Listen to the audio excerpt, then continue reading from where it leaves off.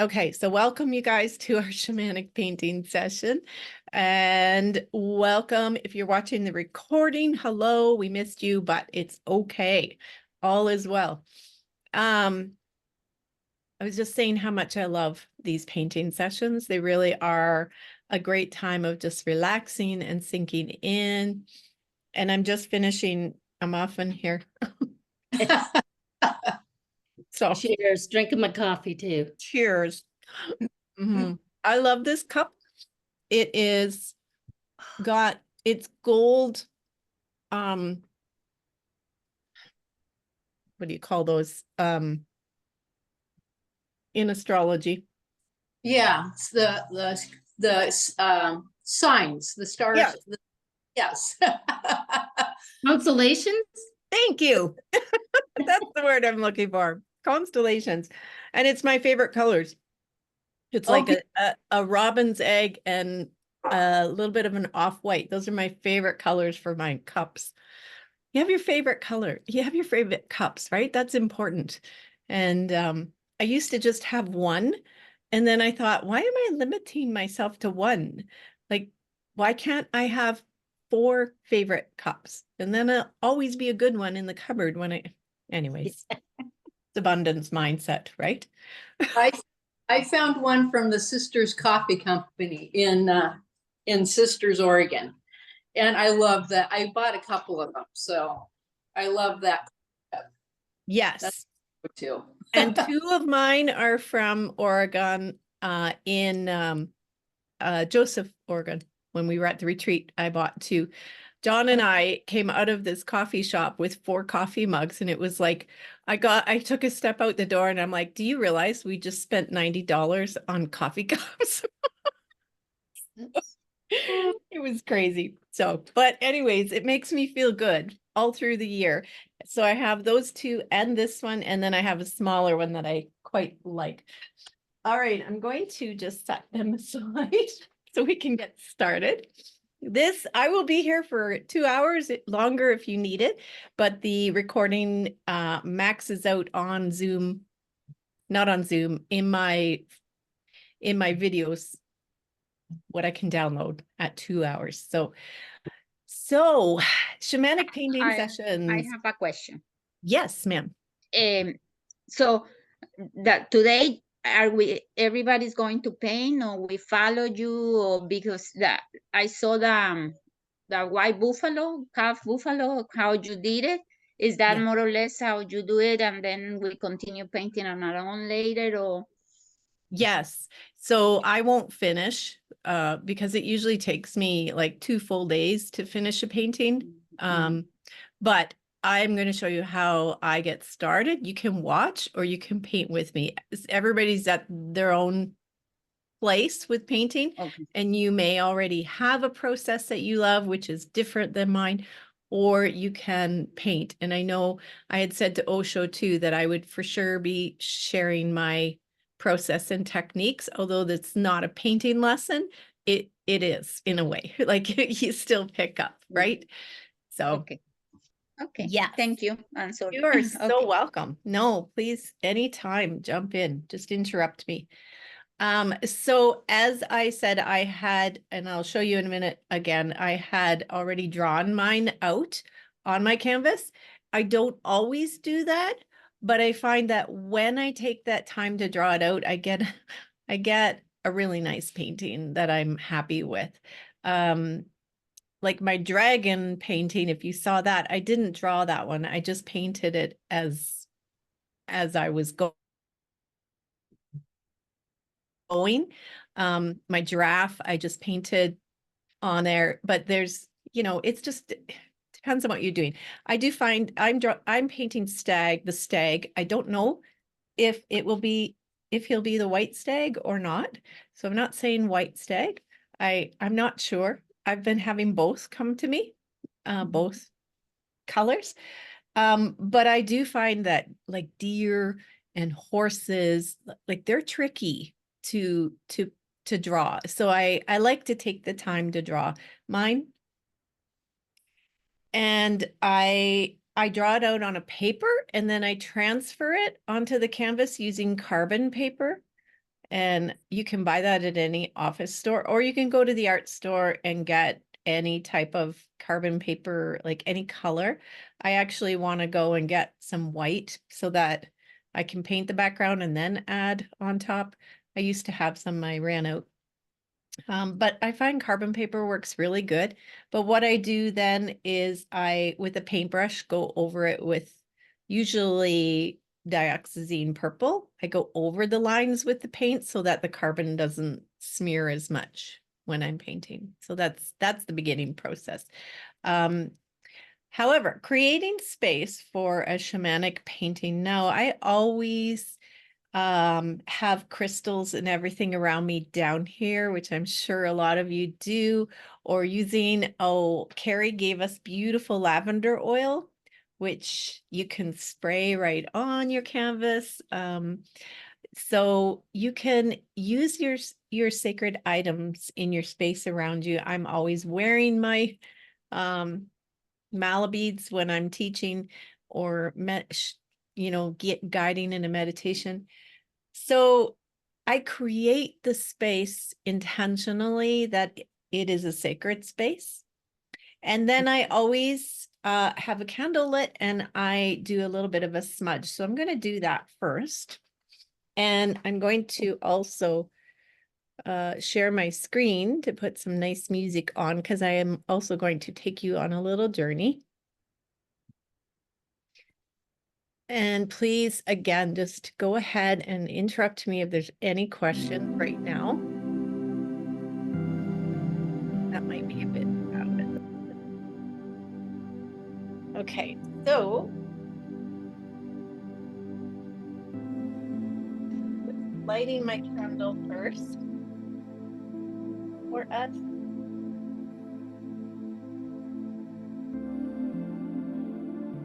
I use my candle to light my sage. Now I did smudge this a little bit before I started.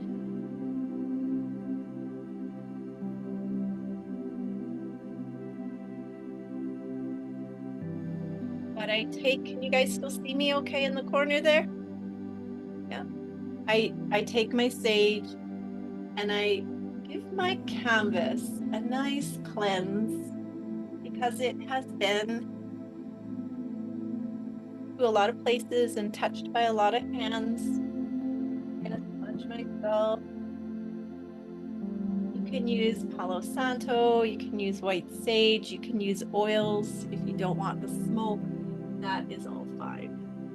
Whatever works for you.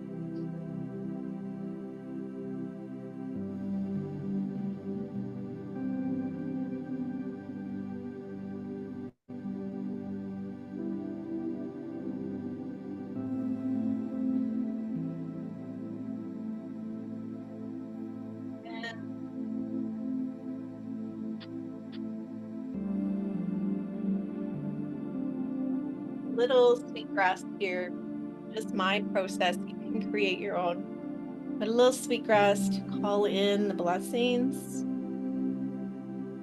to bless mind, body, spirit, Mother Earth.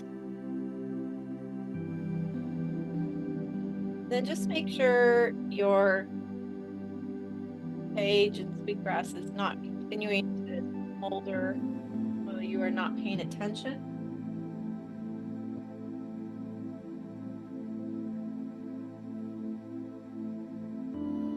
I had that happen once. I was meditating and I had my sage going in my little dish and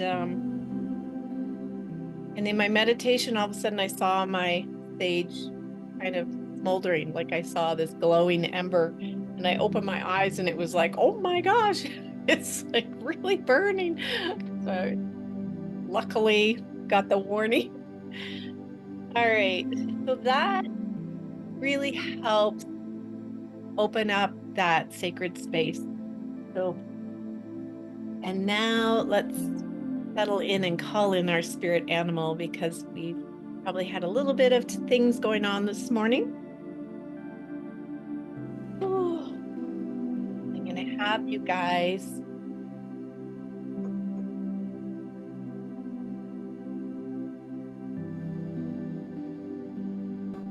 golden tree of abundance for you. So let's settle in. Close your eyes. Take in some nice deep breaths.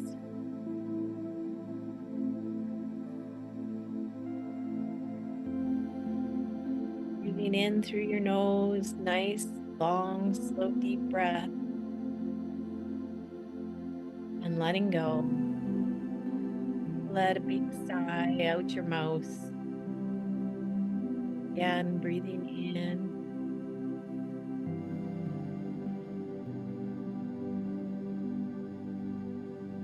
Go at your own pace.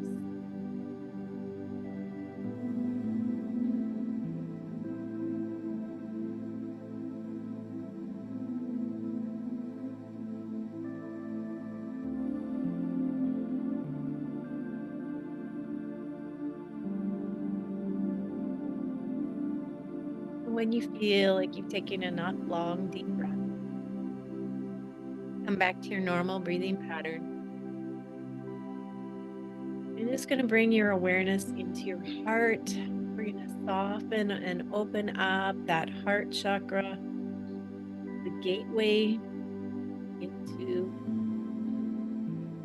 your soul, your guidance, and opening up your energy field to all dimensions. So breathing into your heart space.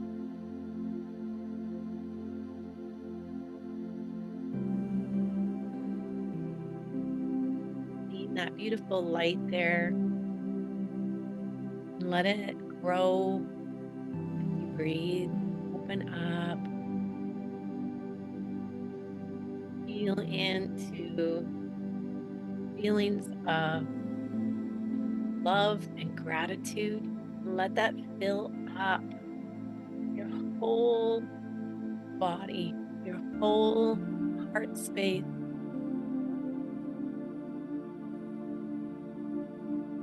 Holding your favorite pet, all the love that you have, your loved ones, babies were born, allow that expansion in your heart.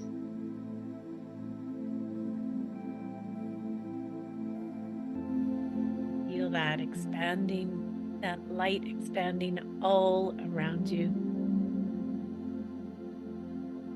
Imagine you're standing on the earth.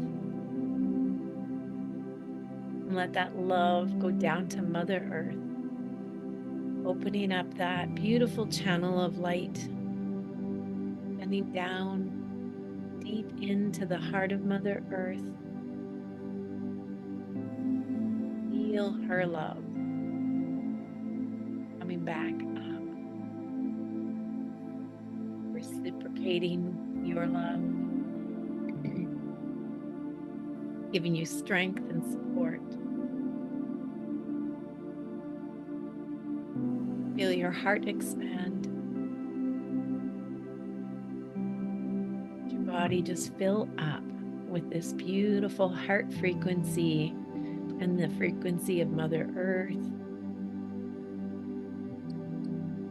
And then allow that light from your heart to move up through the top of your head, up to the heart of the universe, to the source of all that is. And feel that channel opening up even more.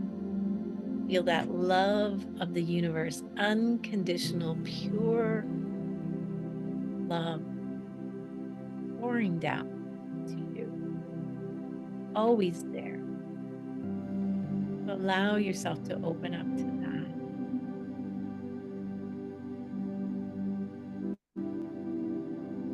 And as you're standing on that earth, build up, see yourself in that immense, beautiful, shimmering, sparkling channel of light from above and below. See the light heart of the universe. See the light heart of your own self and see the light heart of Mother Earth all lined up, heart to heart to heart. And now imagine standing in nature and inviting in your spirit animal.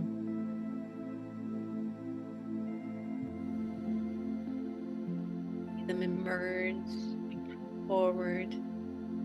Beautiful light. Feel so much love and gratitude for the spirit animal who has come forward to walk with you during this journey here. This program that you've committed to, your growth, your expansion, and this beautiful spirit animal has come forward and said, I am here. I know what you need. Now walk with me.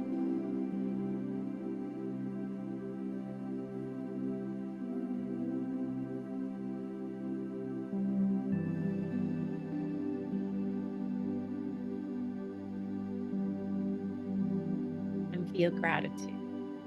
Thank you. Thank you. Thank you. Now, as we paint, you are an open channel.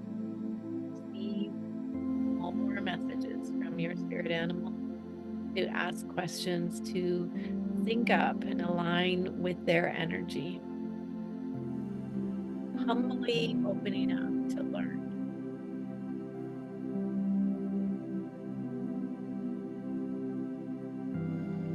Take a deep breath in.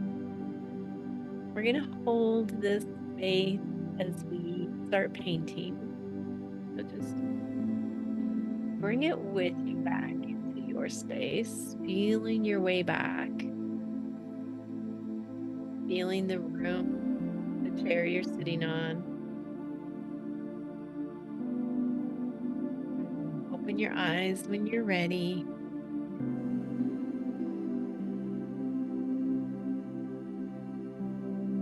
Come back. And I'm going to,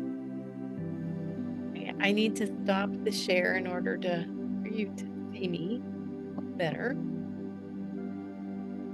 Lovely music. Oh. Hi, Carrie. And so I'm going to pin me. I can't see. There we go. And oops. Hi, Carrie. All right. So you guys can see me here. I'm going to switch to my other camera here. Okay.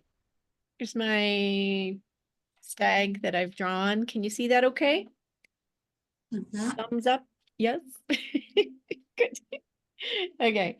So one thing that, hold on a second. I've got the music playing in the background. I'm just going to turn it off or stop it. There we go.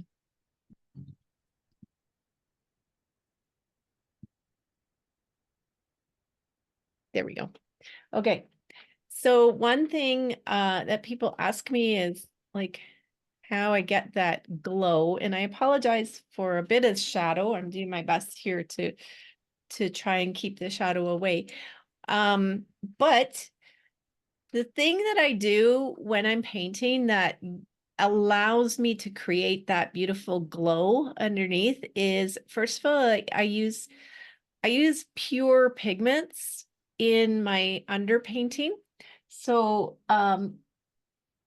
when I have this is a liquid that I had started using, and I've used heavy body paints underneath too, like magenta and that sort of thing. So feel free to use that. This one I'm going to start with Nicolazo yellow and some glaze, and I'm going to basically glaze the whole thing except up here, I'm gonna leave a bit of white for the light to be shining down on my stag.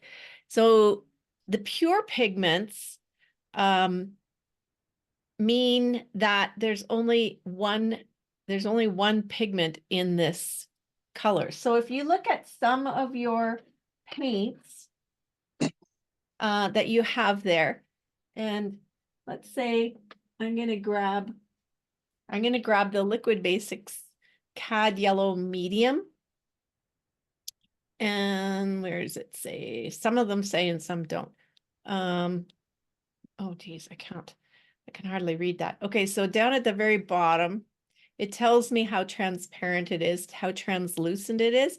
It has a little, it's tiny, tiny print. It has a square and half of the square is filled in, so it's semi-transparent. And it says pigment, 50% arylide yellow and, or not 50%, arylide yellow, and also dialide yellow. And it gives the code like PY74 and PY83. So that means that this isn't a pure pigment. It's actually two different colors to get me this color. Okay, two different pigments. When I use the nickel azel yellow right on the front, it says PY150. That just means there's one pigment in here, one pure pigment, which is really good because the science behind the glow has to do with how the light hits your canvas and how it's reflected back. And if you imagine that every different pigment is like a particle in your paint, when the light hits it, it's going to cause it to bounce in different directions. But if I just have one pigment on my canvas, the light hits it and bounces straight back. So it's just kind of a little bit of, I don't know, chemistry behind it. But the thing is, these are very expensive then. So depending on where you're at, just use what you have. So if you want to use a yellow glaze, and you could use yellow, you can use magenta, would give you a nice warm color. You could use, I've used burnt sienna for more of an earthy base color. I just got to grab my glaze over here.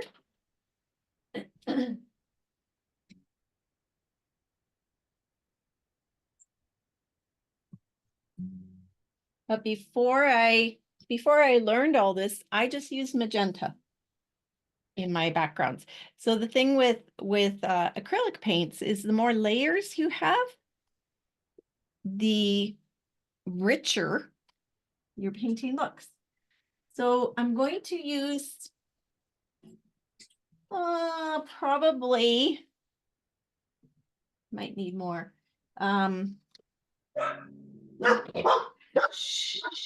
Ellie, that's okay. She heard somebody's dog. So my glazing is golden gloss glazing liquid, but you can thin with water. The thing with thinning with water is the paint doesn't, like if you're looking at long term, you know, the paint isn't sticking as well. And I mix this glaze with about 3 parts glaze to 1 part yellow. And I'm just going to paint this right over everything. And you can see through it, so it's all good. And this just gives a nice undercoat.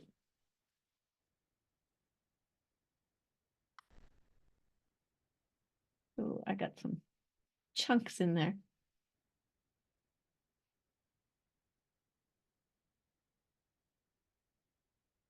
And I'm going to, when I get to the top, I'm going to add white to it to lighten it up a bit.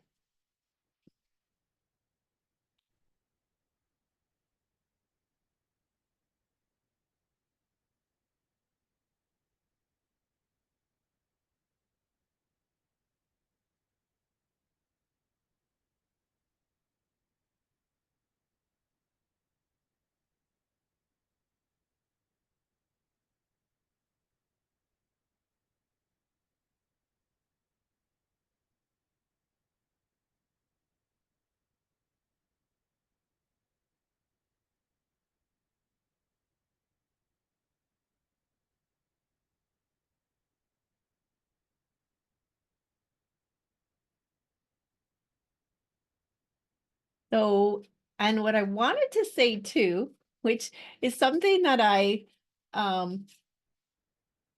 I've learned from other artists, that like other really well-known artists out there.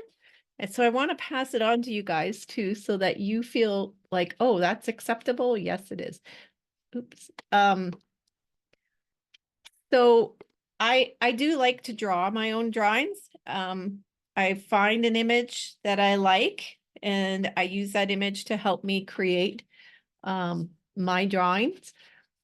But there's a lot of artists that just trace, right? Or project. They use a projector and trace from an image onto their canvas.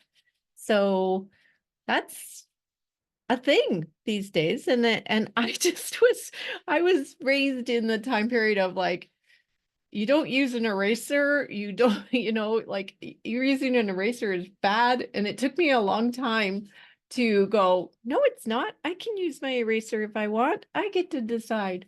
And so, but now I'm not so hard on myself when I find a couple images and I go, oh, I really like that. I'm gonna copy that kind of outline and then create it as my own. But you can also, if you really want, you can trace. Let it be that easy for you. Go for it.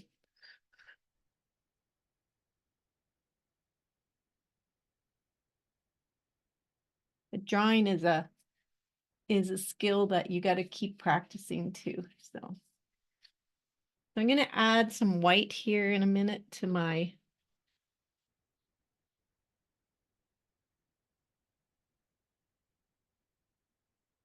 So when I'm using glaze, I make sure I don't use any water on my brush, just the glaze. I'm going to do the sides too. And when I'm using white on the bottom, like on my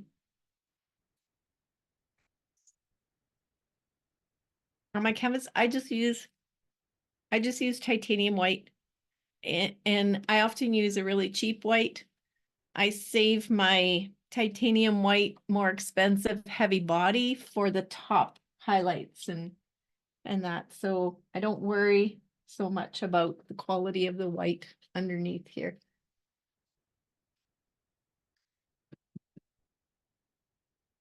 I'm just going to add this white in. It's a little heavier body.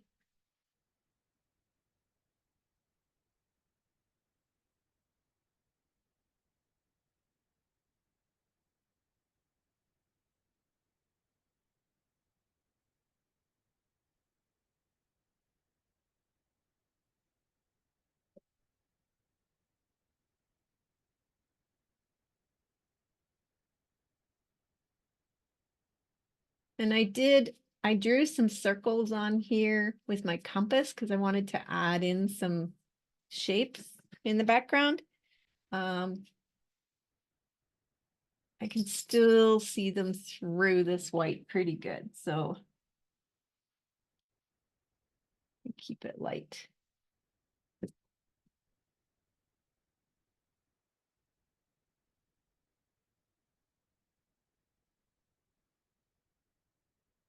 Now my background, it's not going to be yellow. I'm not sure what color it's going to be yet. But this is just the foundation.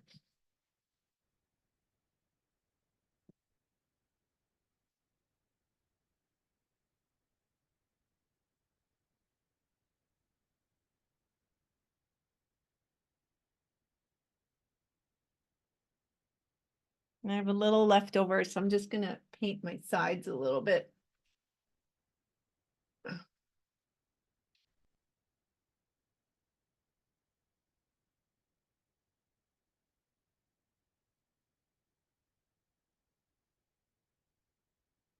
And I use this tray. This is an old vegetable tray that I use for my glazes, because these are my most the glazes that I use, phthalo blue, dioxazine purple, phthalo green, and then my nickel azo yellow. And I kept forgetting which yellow I was using for my glaze, so I did this, and then I wrote the names on the lid. So then I could just use this as my glaze container. And I also have one for my magenta here. So it's just nicer than having to throw things out. I like to reuse as much as possible. So this background has to dry before I continue.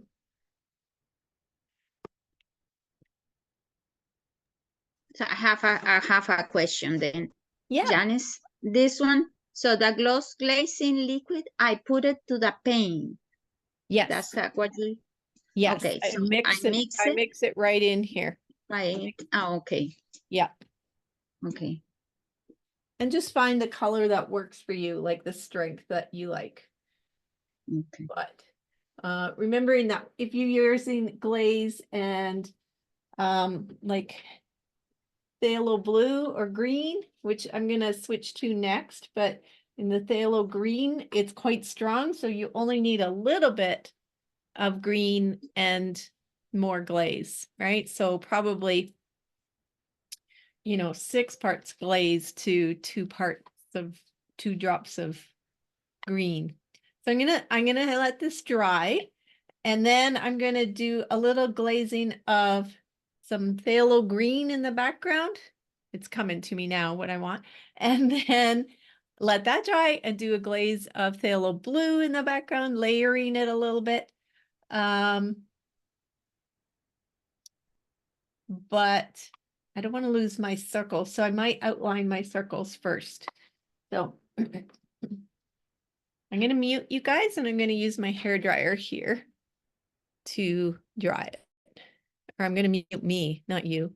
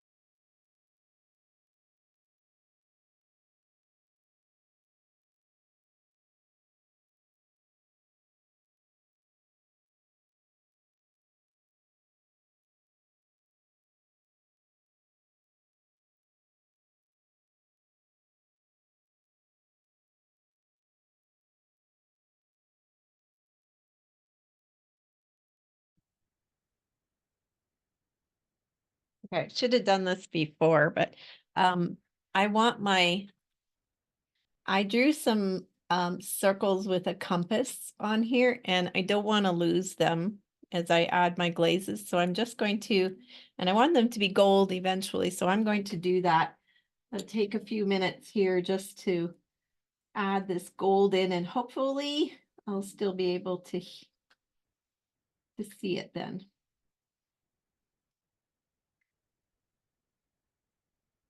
So So now Anna said she's doing an elephant. I'd love to hear what your animal is for you guys. I don't know that we really determined that last time or not.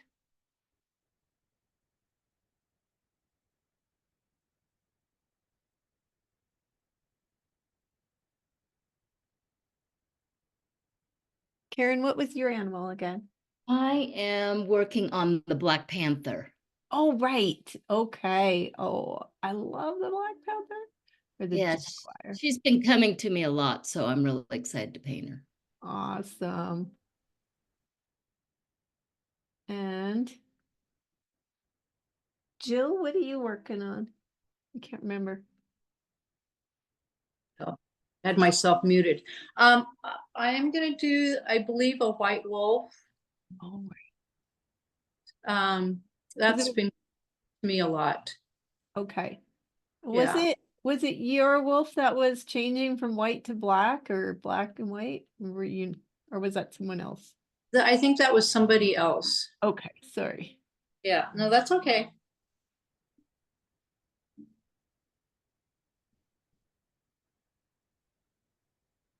And Carrie, do you have and are you painting or hi? I am gathering myself, sorry. That's Um, okay. I have a snake and a rose as my symbols for the year. Oh gosh, that's awesome.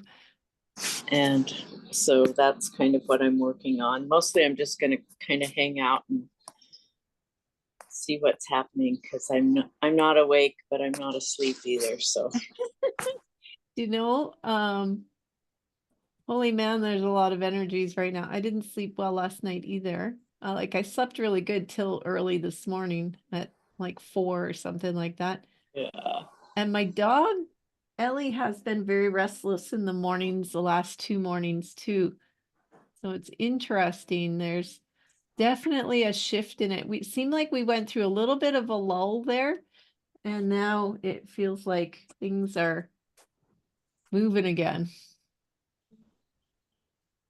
Yeah, the full moon was Yeah. quite incredible. So Well, and I think that started the new shift too. yeah. So, yeah, being aware, you guys, that's part of this training too, is just be aware of your energies each day, and you know what you're picking up, because you're in here at a good time. So lots going on for February here. Holy man. Has anybody listened to the astrology reports for February? Yeah. And yeah, Yeah, right? It's almost scary. I don't no, know. I want to listen to a few more interpretations from different astrologists, but I listened to Molly McCord yesterday and I'm like, oh my gosh, no. She's like, there's like explosive energy coming through. Big changes. February 5th, 13th, and 16th. I think she said were big days. And I'm like, and the February 13th one, she's like, be careful what you're doing, be careful, what you're driving. You have to be really careful this stuff doesn't instill fear within you, right? Because I'm like, no, that's the day my grandson is getting surgery. I was like, let's just have beautiful healing energy that day. that's what I'm putting out there. Thank you. Yeah. Me too.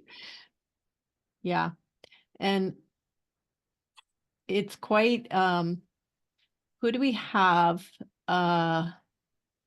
Pluto in Aquarius, Mars in Aquarius, and Mercury in Aquarius, all three coming into Aquarius during the month of February. And I think she said that's the first time ever in our lifetime.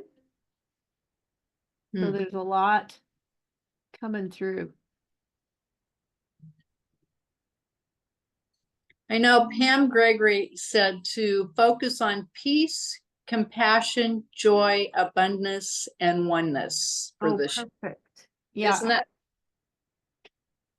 that's great. I haven't listened to hers yet. I was going to do that today.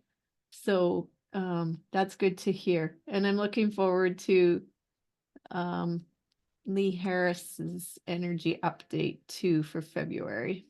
Yeah. So who do you guys follow? Who is it that you guys follow? I follow Molly McCord and Pam Gregory and Lee Harris. Yeah. And also gosh, what's her name? She was on with Pam Gregory. She's the one that was talking about the blue lights. I've started following her, which I hadn't done prior to that interview. Amazing with her in the blue light. I actually, star this year was my sign. And she was talking about the blue star beings, and that they're coming in and doing a bunch of healing in like Antarctica and like Russia, just kind of the northern hemisphere, and opening up a portal. Oh my gosh, it was quite amazing. Yes, and now very strongly in Arizona. Oh wow, Yeah. that's great. Yeah. Yeah. And around Arizona too, but focal point there. And so it's interesting because I I went to the eye doctor several years ago for my annual checkup, and they're checking, and I said, well, I keep getting these like flashes of blue light. Mhm. And of course they couldn't see anything wrong, but I thought I would check just in case. But this was probably, I don't know, 8 to 10 years ago. Mhm. And then when I went back the next time, because I thought it's this neon blue that it just flashes, like just a flash of it once in a while, almost in my peripheral, right? And so then I thought, okay, I know what's going on. And the next time I went, she asked again, so are you still having those flashes of light? No, no, I'm good.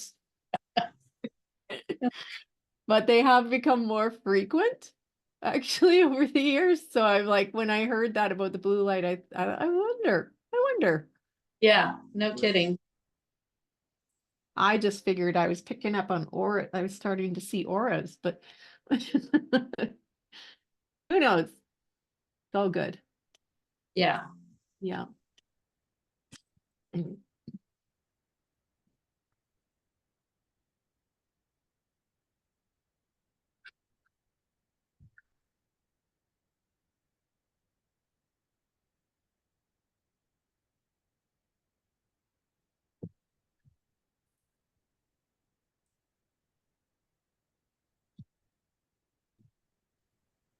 So Janice, you use the gloss glazing with all the colors that you use, or just? Right now I'm just using a pure gold paint. I'm not, and this But- is a Liquitex. It's Okay. actually an acrylic ink that I'm using, iridescent Oh, bright gold, to make this. That's beautiful. Well, I'll probably have to do another coat at the end, but I want to be able to see my lines, so I thought I would start with it. Oh, okay. But you always, the one that I saw, the white calf, or was the white buffalo that you paint, the first one? Yes. So sometimes you write words on the canvas, and sometimes you just the intention. Yes, yes. And Okay. that too is, I forgot to say that, you guys, I'm sorry. You can infuse that energy of what you messages from your spirit animal onto your canvas first. And I know that probably I used to do that a lot more than I do now. Just I feel, I don't know why I don't. I just don't do it as much. But I still believe in infusing that energy in, so you can write words or messages, your intention. Okay. Yeah, absolutely. And sometimes I like to write it on the back too, so that Mhm. I remember, or journal it. I actually do more journaling than.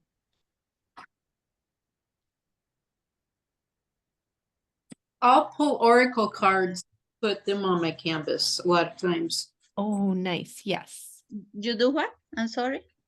I'll pull oracle cards before I Okay. start, and then lay them on my canvas before I start, and kind of infuse the energy from whatever I pulled in there. Mm, Okay. That sounds nice. Okay. Yeah. Thank you. Symbols. That's, and I also have, I have, of course, the stencils that you can add in to whenever you feel the call. Throw, like, put a stencil on and add those symbols in. I have, of course, I have Whitney's stencil Wait, set. Mhm. Yeah, you probably have that too. Yes, I had done all the witness, the rise above, the book that she wrote, all the animals, Yes. and I have the stencils too. Yeah. So, Rise above. rise above. Yes. So she has elephant in there too, eh? Um, yes, she has an elephants. Yeah. One. So I actually had elephant come through a couple years ago. That was my spirit animal when I did this program. mm, Beautiful energy. yeah, I have seen it everywhere. It goes comes like everywhere. I say, okay, so I understand it's elephant. And if you can meditate with your animal first, and as you meditate, just really pay attention to how the animal approaches you, how it acts, as messages. So like sometimes it's like, oh, my animal was dancing. It's like, oh, there's a message for you, right? So to have fun and be playful about it. But to do that before you look it up, if possible, that's good. Sometimes you already know what that animal symbolizes, like, because the more you do this, the more you know the different animals, but see what comes through for you. And then after that, look it up and go deeper into it. So I'm also curious if anybody wants to share, what messages came through in the meditation for you from your spirit animal, from either of the meditations that we've done. What do you feel was significant? Well, I did that meditation a couple times. And one of the times I was actually riding my horse that has passed Right. through.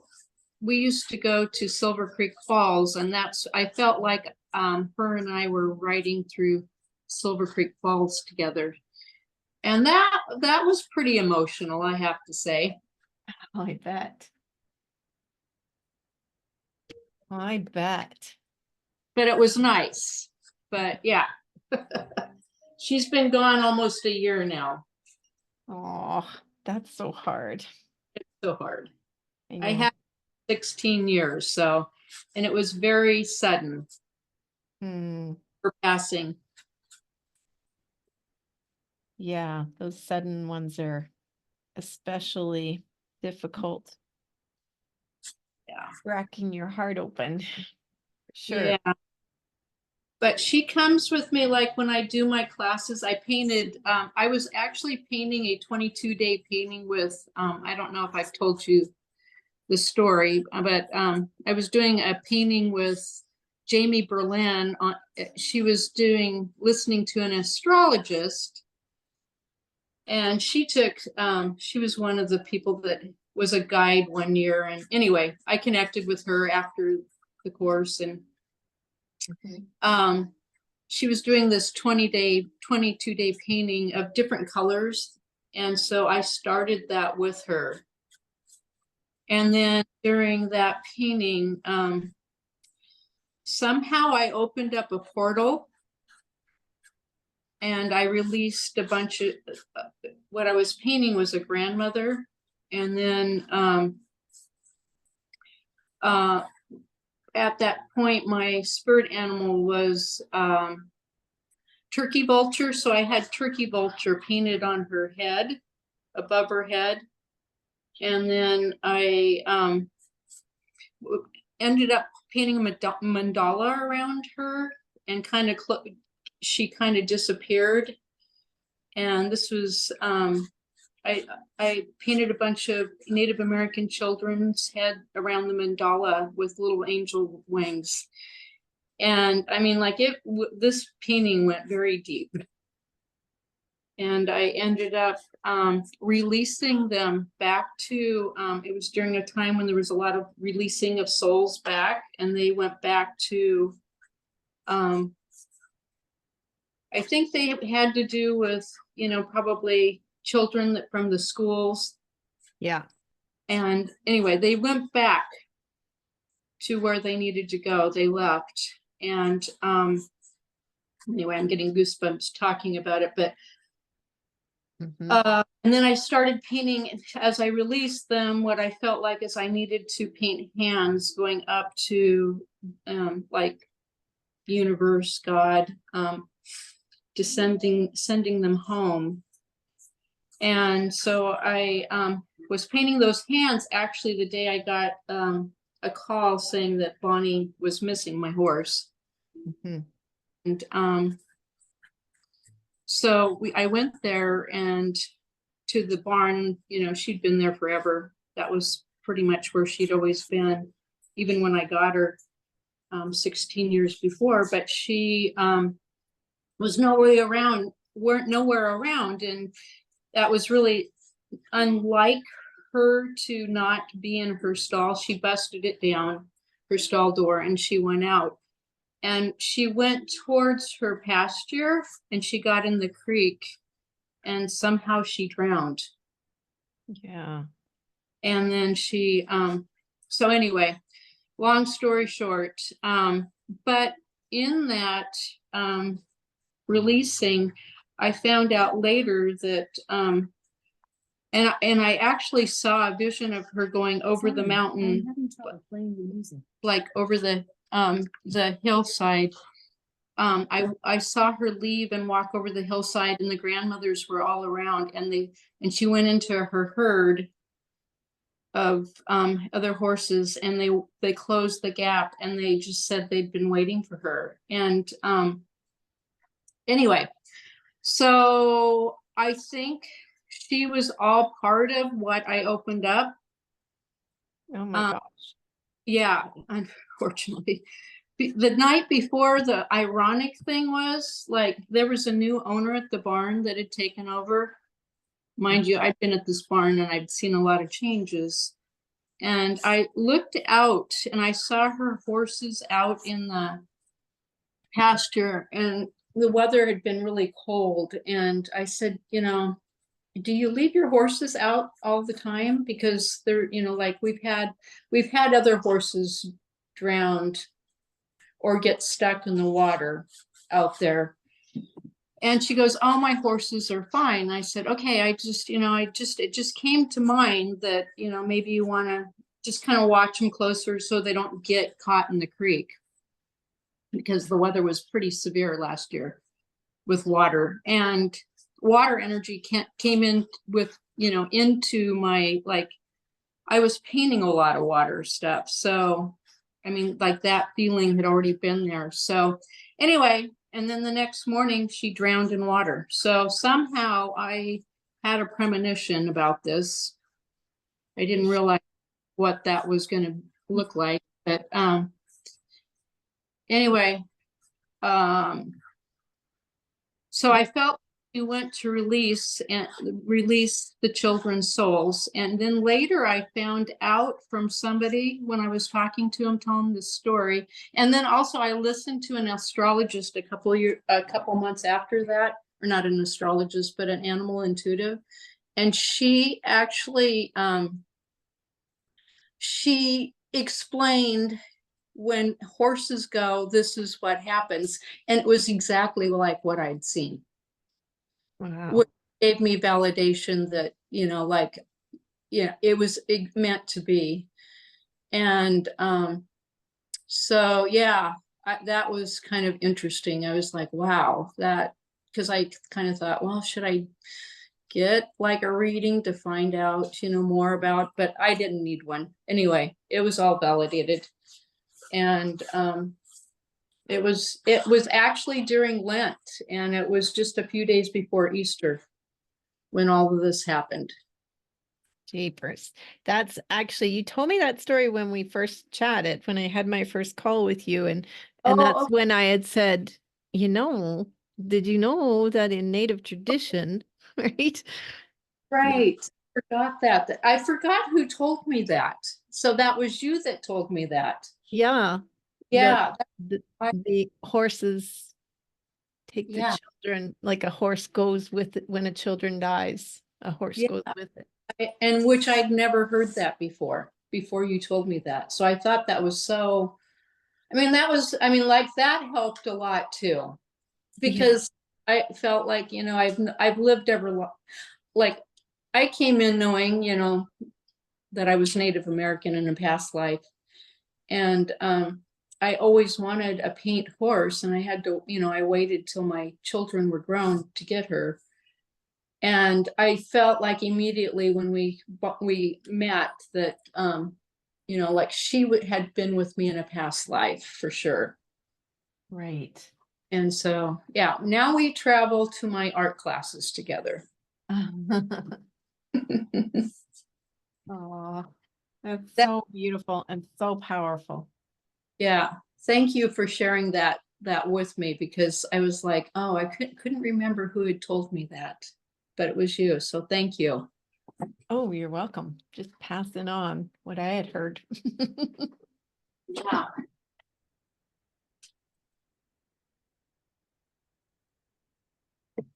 Okay, so I just did a coat of phthalo green. Again, it's a pure pigment of phthalo green PG7. And I'm gonna do just one more of phthalo blue, and it's just for the background, like on the outsides. And then I'm gonna start on my stag. I'm gonna leave the background and worry about it after I get my stag going here. So I'll show you how I get that going. So but what I do like to do when I'm painting animals is I usually start with either like a raw umber and do a value painting, or I use dioxazine purple and do a value painting. I think I'm going to use the purple for this one. Because then he might be a white stag. We'll see. So let me find another spot for my purple paint. Let that green dry a little bit.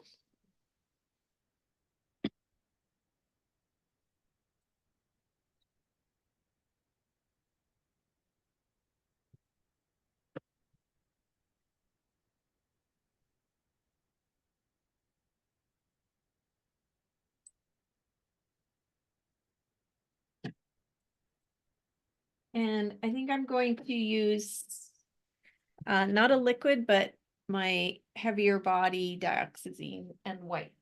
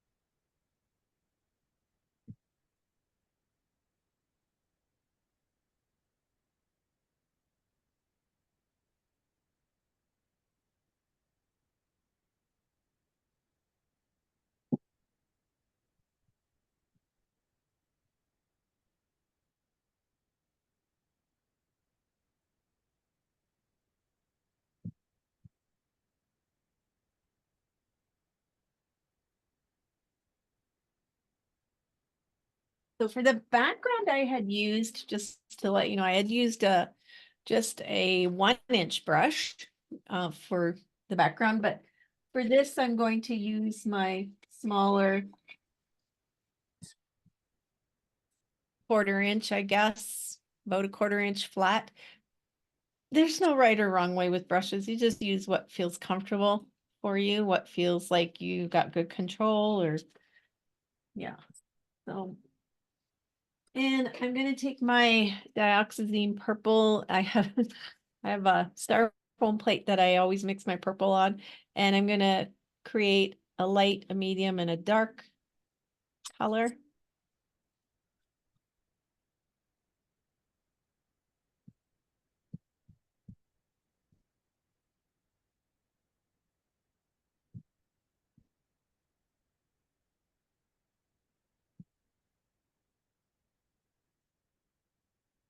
I start this way. Sometimes my colors change as I go.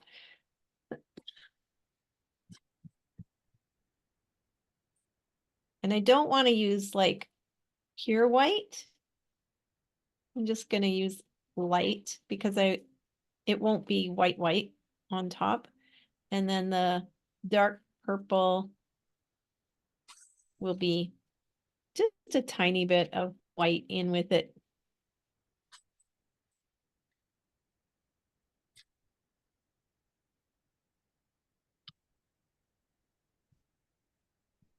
And so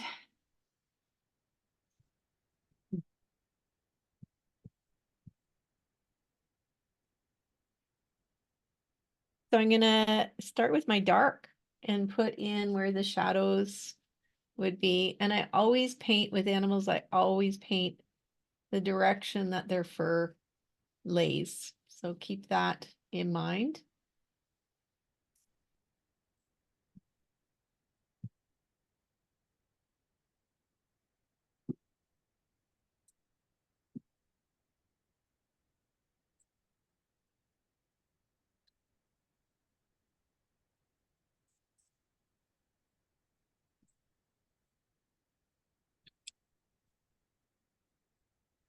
And keeping in mind the light is behind him for me, where the light is.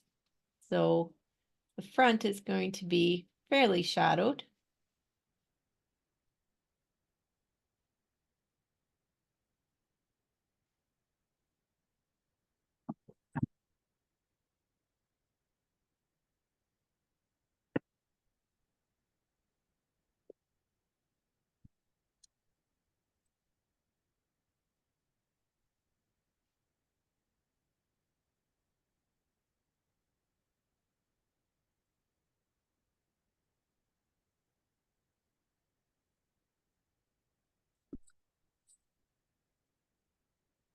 And just imagining with your animal as if you were touching them. And it's like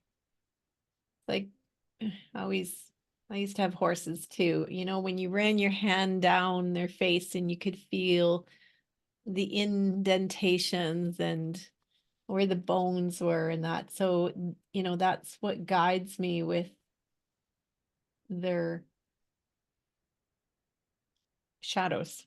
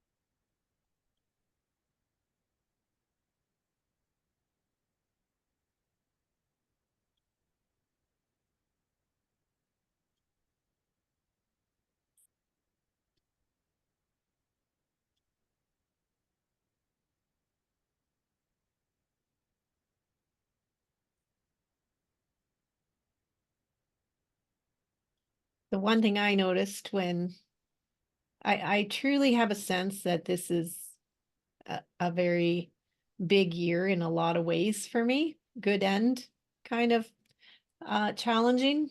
And I really had a sense with the stag of, just walking with grace, no matter what's happening, lean into that beautiful, soulful grace and support and also um a big kind of leap forward with the channeling because his antlers were very large. But and also walking slowly, like just taking slow steps. Don't rush. Right? So those were some of the messages that came through for me. So we'll see.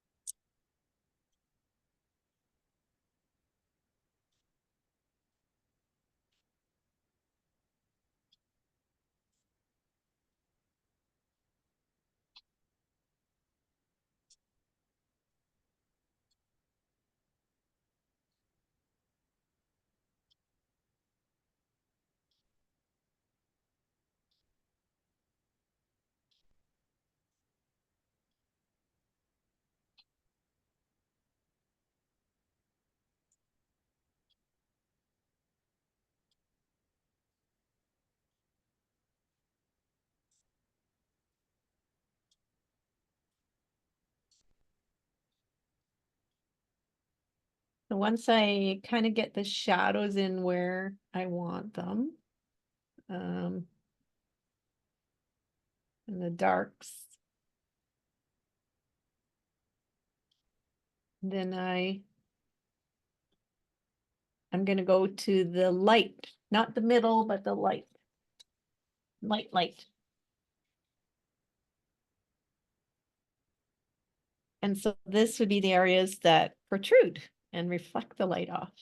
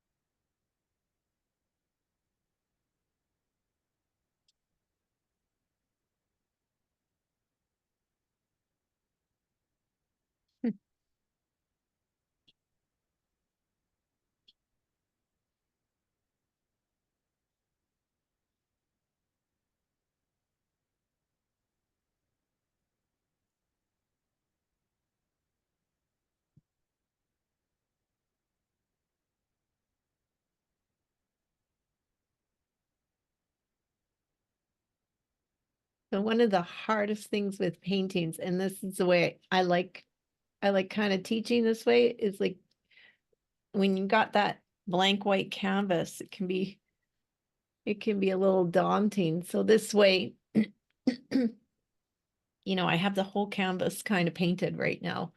And if you draw your animal on first, it's also a little easier because you're like, okay, the drawing part is done. I don't have to figure that out. I can just paint now. Joy.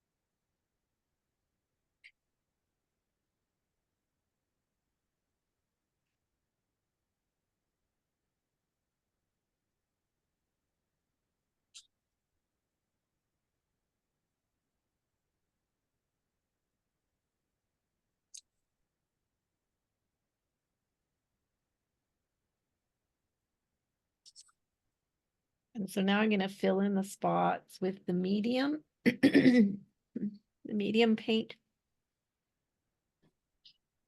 or the medium tone, tint. Don't always use correct terminology for artists.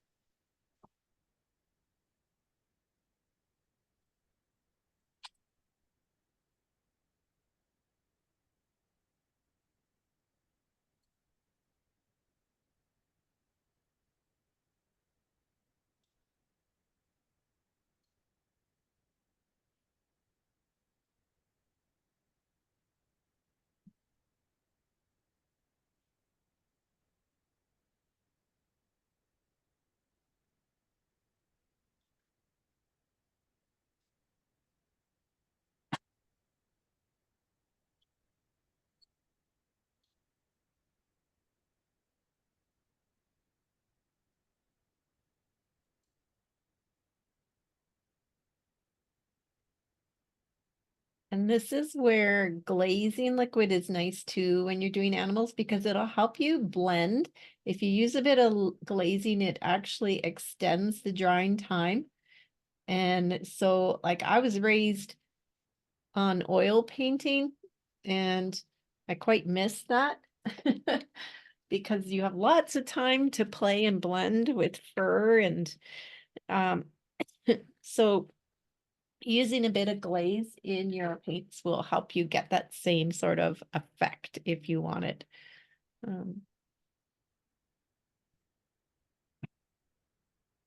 can play around, blend as much as you want.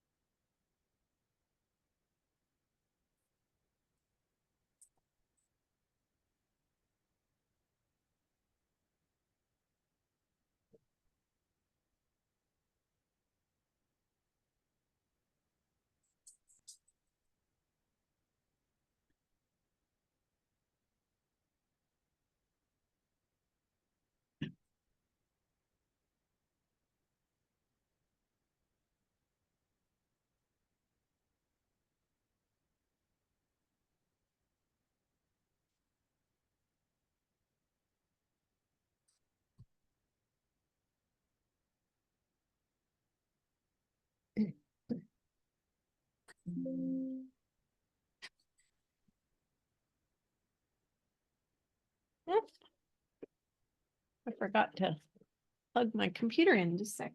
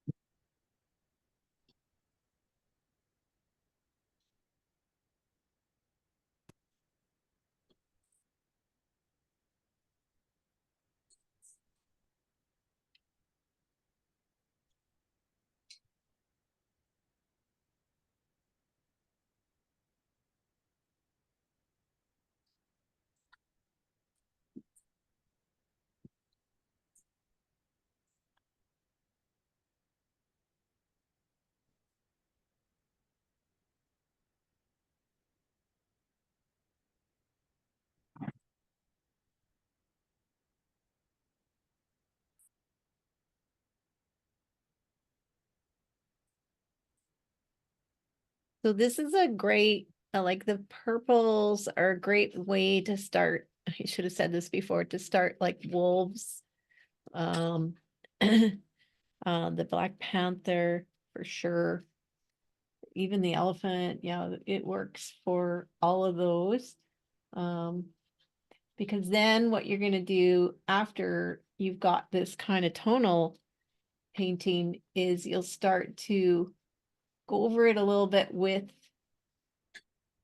the colors that you want your animal to be in the end, right?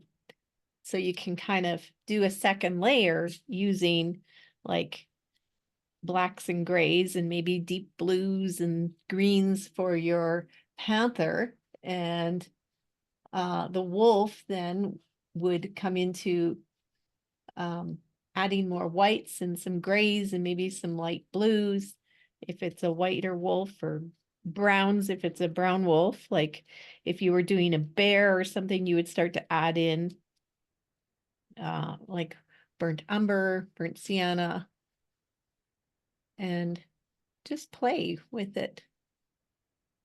And I know that sounds simplified version, but you take it step by step. You like what you're seeing and you take your time, It'll evolve.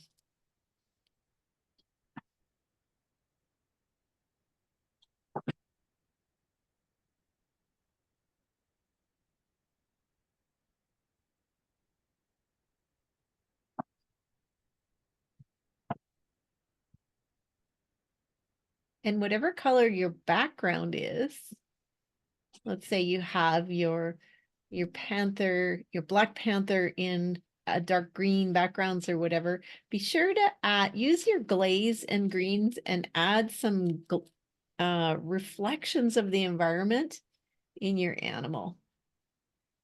Because that makes it, instead of making it look like it's on top of the environment, it looks like it's within the environment. So it's a part of it.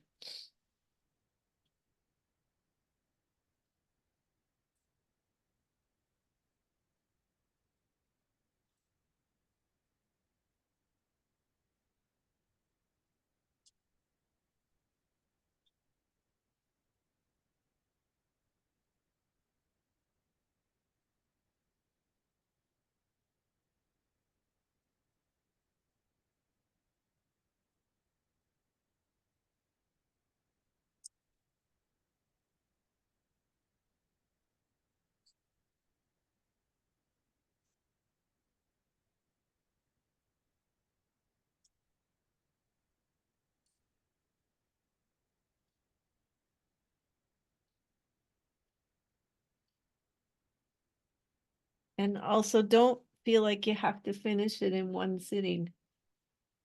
So normally what I would do after I have the purples in, I'd take a break.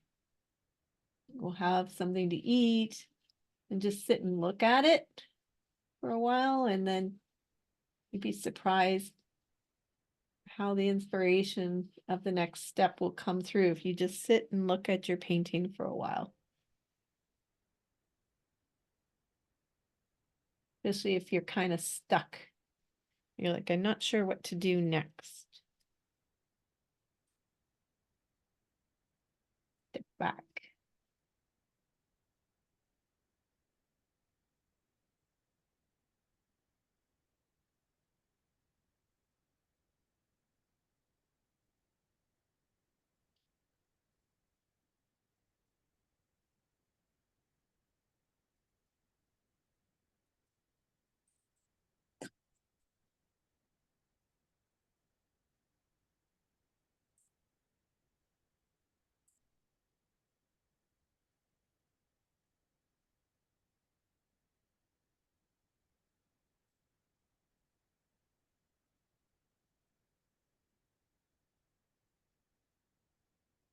Oh, and I know what I was going to say before. It's like, it was interesting to get the messages from Stag. Maybe it is going to be white, because I keep saying that, from the Stag. Because I'm still walking with the other group too, that won't finish until April, the end of April. And giraffe is the animal that came through with that group. And the message, very similar, a very similar message, and a very similar, like the giraffe walked in the same way that the stag, or vice versa, the stag walked in the same way as the giraffe, just head held high, like almost like a careful holding that head up, like with the antlers, or the long neck of the giraffe, like staying elevated. And with the giraffe, the message was very much stay in that higher perspective, you know, the view from the treetops type of thing. And so the stag's coming through with a similar message. So it's interesting if you're like got a couple animals coming through for you. It's quite possible that their messages are very similar.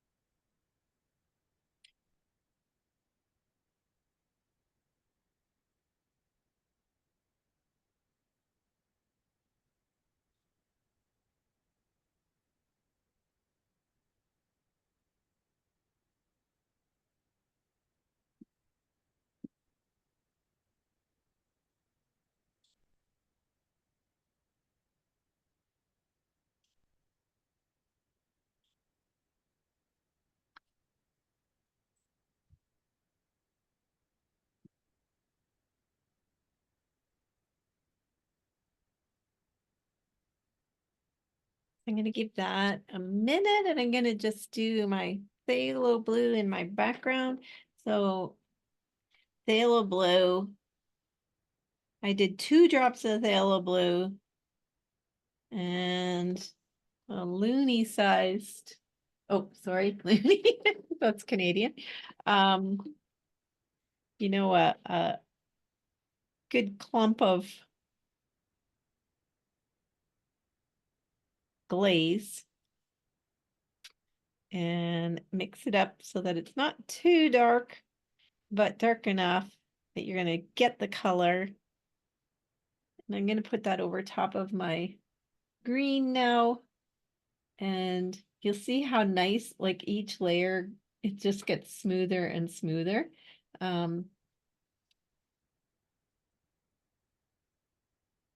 And how this turns into almost like a turquoise over top of the green.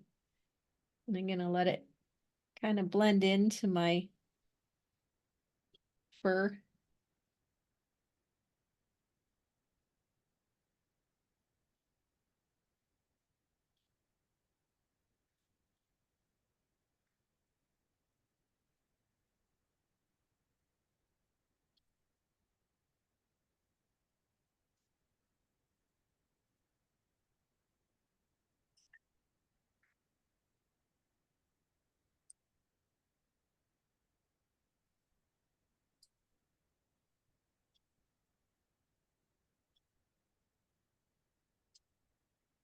And I'm just kind of painting in every different direction for my background.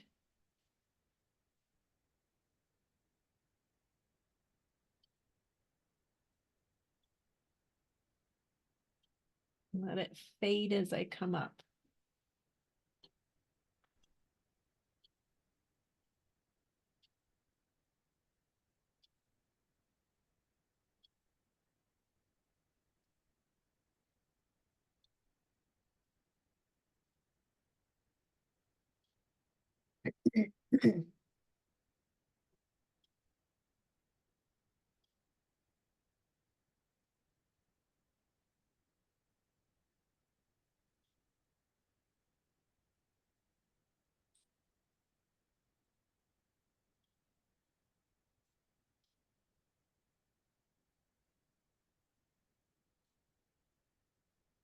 Camera keeps sneaking up. I keep pushing it down and it keeps coming up. Ah, maybe that helped.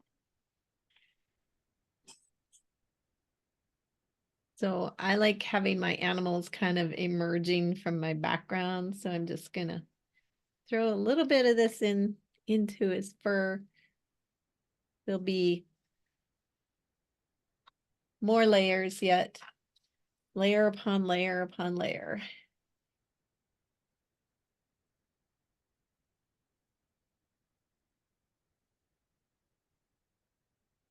You can also see how if you actually, let's say I was going to make him a big brown stag, I could take a glaze of burnt umber or raw umber and watch what happens if I just take this glaze of blue over. You can see that. You can still see the shadows, but then he starts to take on a blue tone. And you could do that with the burnt umber or raw umber. So takes the purple away and gives you the color of the animal there. It's a lot of fun. Glazes are so much fun. I like that. But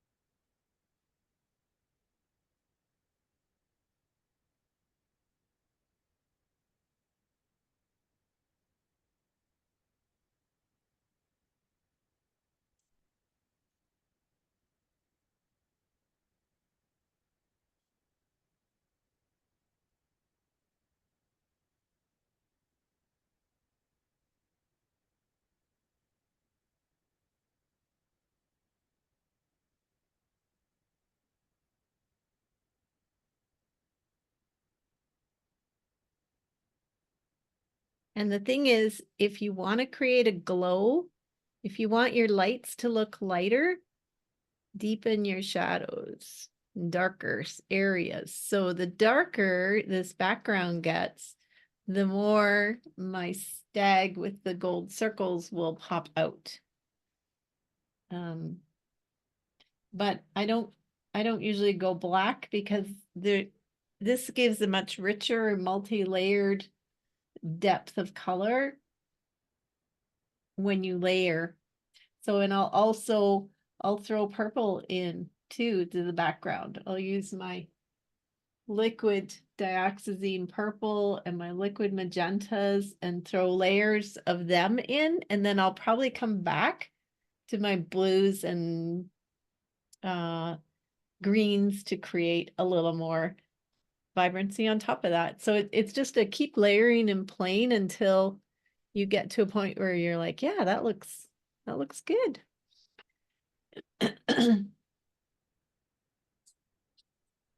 Even without glazes, I would do the same thing with regular paint, just thin layers. That's one thing too, even when I painted with oils, I always painted thin layers of oils.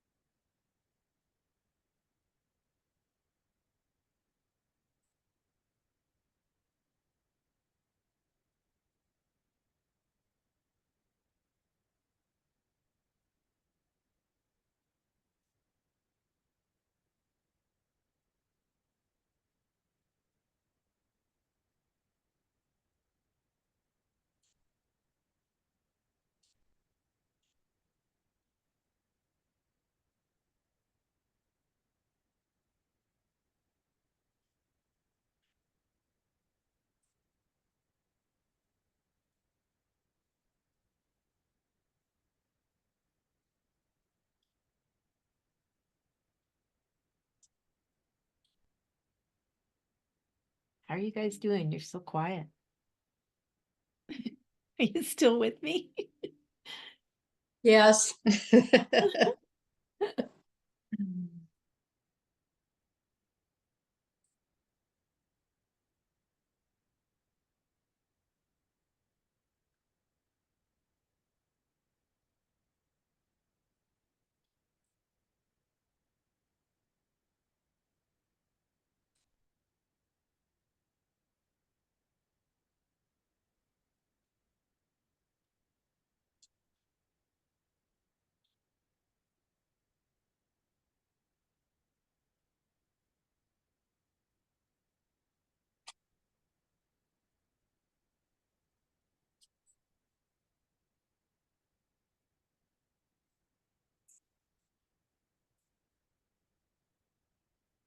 Just adding a bit of, just to let you know what I'm doing, a bit of white and glaze on my brush and just painting it into my blues and greens, and I'm just kind of liking what it's doing, so I'll keep going.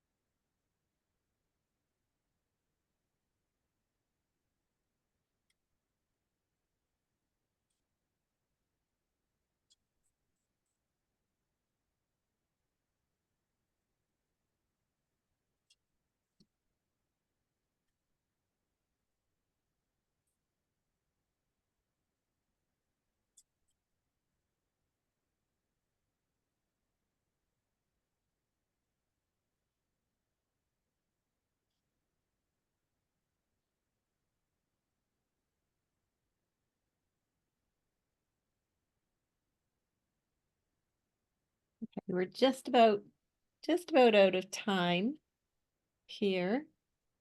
So I just want to check in and see if you guys have any questions. And I will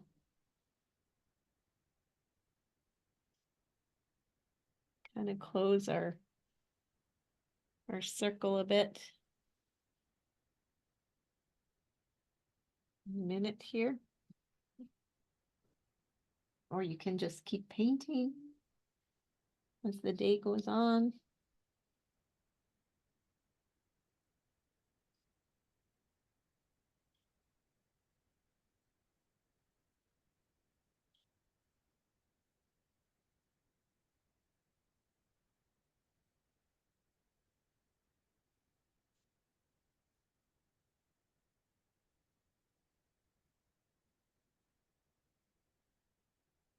Okay.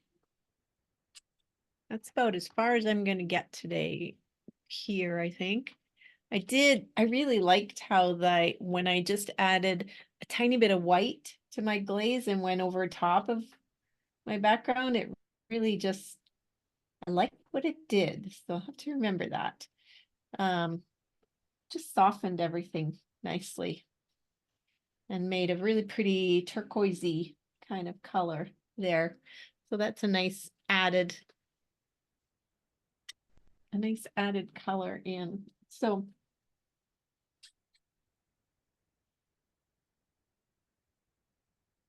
just a bit more down here into this area.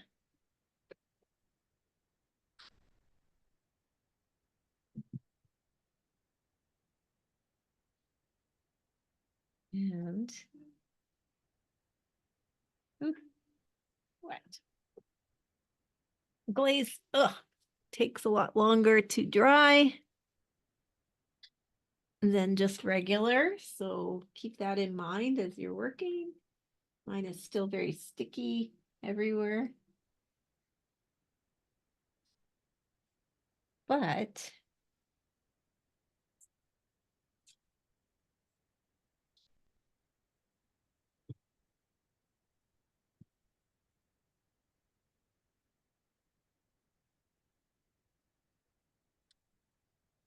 I do like how this is softening and pulling everything, all the colors together. Definitely think we're leaning towards the white stag here. These will be great colors to shine through underneath. Well, you guys, I want to say thank you for painting with me this morning and keep going. And I really look forward to seeing your finished painting. You can post it in the group or send it to me privately if you're shy. But I guarantee you, we'd all love to see it. And let me just unpin me. So I have a question. It's not about the paint. So we have a Facebook group just for this group. Do I Yes. do And I don't remember. I know. I did send you an invite, but I can resend it to you. It is a Soulfully Aligned Creative Mystic membership. Okay. It might have landed in your junk mail or something because I sent it right from Facebook. Like I added your email in as an invite. Okay. Yeah. So, and it's also, I'm pretty sure I put the link in there in the Teachable somewhere. Okay. No, I will look and maybe I am. I don't know. I will look and see. Yeah, there was two groups. So the Creative Mystics, and then this one is just for those of us in the membership here. Oh, okay. Okay. But yeah, let me know because I can resend it to you. Because I couldn't add you in. Sometimes it just doesn't let me do that. But I'll send you the invite link. Okay. Okay. Okay. Sounds good. Great. Well, I What hope you all have a beautiful week. Oh, let me see your paintings. Oh my goodness. Look at that jaguar. Woo. Oh, wow. Looking Oh, wow. gorgeous, Karen. Thank you. I'm still getting used to doing the glazes because it's definitely a different texture and playing with it. So I love these sessions so I can learn more about it. Oh, good, good. Yeah, I love the more layers you get on, the nicer it is to paint on. And it's like, oh, I don't want to stop. But glazes aren't for everyone. Oh, look at the snake in the rose. Very cool. Carrie, that looks fabulous. I love your rose there. Woo. Yeah, Rose seems to really be speaking to me, and the snake was a bit of a surprise, but we'll go with it. See what happens. Well, yeah, and the rose is a beautiful symbol, right? So Yeah. I love it. Yeah. All right. Anybody else sharing or not sharing? I still finding my way because I'm more used to Whitney. So what I did is I did more painting and just it's coming out to see what it is. So Okay. it's like Oh, so it's there, but it's like I have a lot of because I have been working with my ancestors, my father and my older man that doesn't let me come out into the world. So first I did my flower of life with all the name of all my family, men's in my family. Then I did more, and that's how it's working out. But it's coming out. I It's love how much. We'll And see what come out. I love how much space your elephant is taking up on your canvas. Hint, Yeah. hint. So we'll see. We'll see. We'll still have a lot to do today and these days. But, So fabulous. it's- Okay, Jill. Oh, look. Oh, that's so beautiful. You and your wolf. Is that you? Yeah. She is a sage, so Oh, Oh, how beautiful. oh, so beautiful. And wolf is really one of my power animals right from the beginning. I have a lot of paintings of wolves. I'll show you a couple here. I just quite love, oops, didn't mean to do that. The wolf. So I think in behind here, I can't move. yeah, Kind of beautiful. see him there. Yeah. And then up there, Oh, beautiful. another one. So, Yeah. and I do have another one that I painted years and years and years ago, called Soulmates. It's two wolves and they're together on kind of a snowy ground, but I've never ever sold it. I never will. It's oil paints because it just speaks to me for so many reasons. That's a problem with these paintings. It's like, okay, I'll sell you a print, but I'm Yeah. keeping the original because it has a lot of meaning for me. Yes. I Right? understand. I have a whole room full of those. Me too. Like, I'm ready. My husband's like, what are we gonna do with all these? I don't know. All right, you guys have a fantastic day, and I will send this recording out to everyone here shortly. Have Yeah. a great day, and I'll see you next week. Okay, thank you. Mwah. Bye-bye. Bye. Bye.